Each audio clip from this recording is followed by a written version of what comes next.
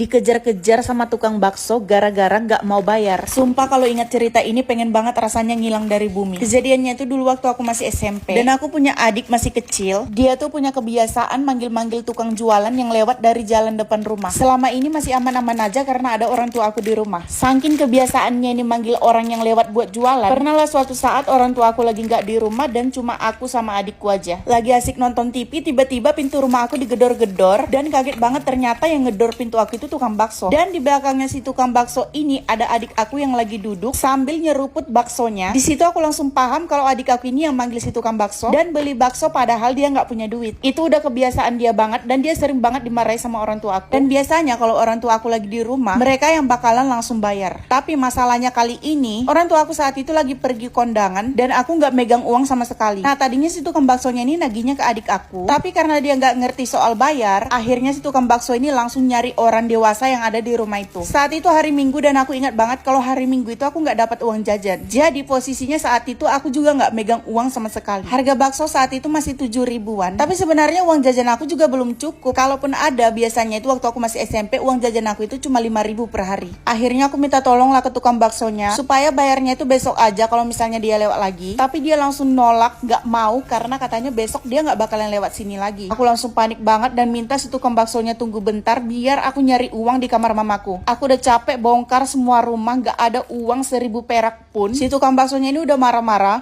Memang aku jarang banget ngeliat si tukang bakso ini lewat dari depan rumah aku. Mungkin ketepatan banget baru kali ini dia lewat. Akhirnya aku minta ke dia buat sabar dulu karena orang tua aku undangannya itu jauh banget. Nunggu mereka pulang kayaknya gak mungkin. Sampai akhirnya tetangga aku tahu dan untungnya dia mau minjamin uangnya, yang akhirnya aku bisa selamat dari si tukang bakso tadi yang udah marah-marah. Gak tahu gimana jadinya kalau gak ada tetangga mama aku itu tadi. Saat itu dia benar-benar kayak penyelamat gitu. Karena kebiasaan adik aku itu udah gak bisa dilarang. Sejak saat itu aku jadi ingatin ke orang tua aku kalau mereka pergi, minimal mereka itu harus ninggalin uang supaya gak kejadian lagi kayak tadi. Atau sekalian aja dibuat banner di depan rumah, taruh tulisan gitu. Kalau misalnya ada anak kecil yang manggil, terus beli jangan dilayani soalnya gak punya uang. Dan